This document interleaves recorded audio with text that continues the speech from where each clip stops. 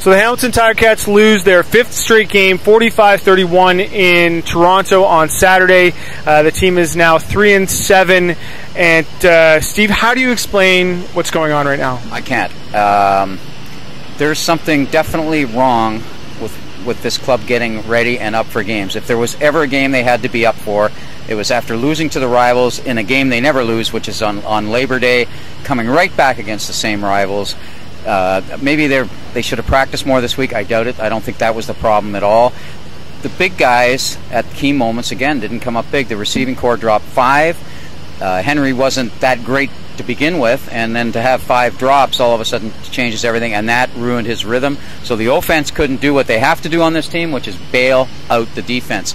This is a major setback, because the other 4 games in this 5-game losing streak, as you pointed out earlier, the first 5-game losing streak in 4 years for this team, they were all pretty close. This one, with every reason to have motivation, they come up quite flat. And don't you think it flattered the score? Absolutely flattered the Tiger Cats? Yeah, absolutely. And I think the most concerning thing to me, anyway, was the fact that, with 9 minutes to go in the third quarter, this was a 3-point game, and it was there for the taking. And the Ticats then surrendered 22 straight points, and it was an epic collapse that cost them this game, and may go down as the game that we look back on and say this was the turning point in the season.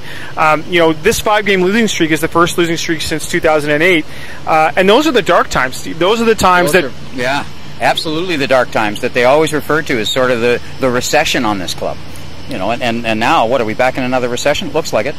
Yeah, and so now, they're home against Edmonton next week, which becomes, they're all must-wins, I think, from here on in. Absolutely, and this is really funny. We've just come, Drew and I, from the Ticat locker room, and 2 different players mentioned when we talk about playoffs right away.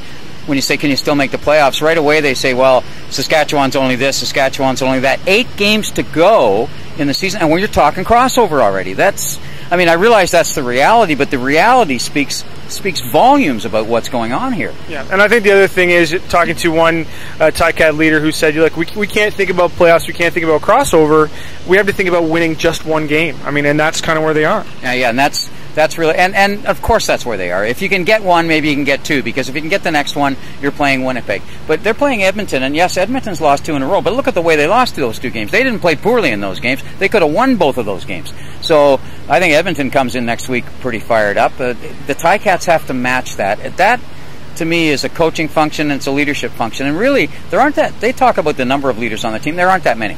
And so those ones, and we're talking the quarterback, we're talking the 2 linebackers, a couple of guys on the offensive line, and I think those guys really have to come up. Although I will say the offensive line played pretty good today. When you look at the Burris had a lot of protection a lot of the time, and the running game by Coburn was pretty strong too. Well, and we asked George Cortez this question in the scrum. Do you think that it's time to think about going to Quinn Porter?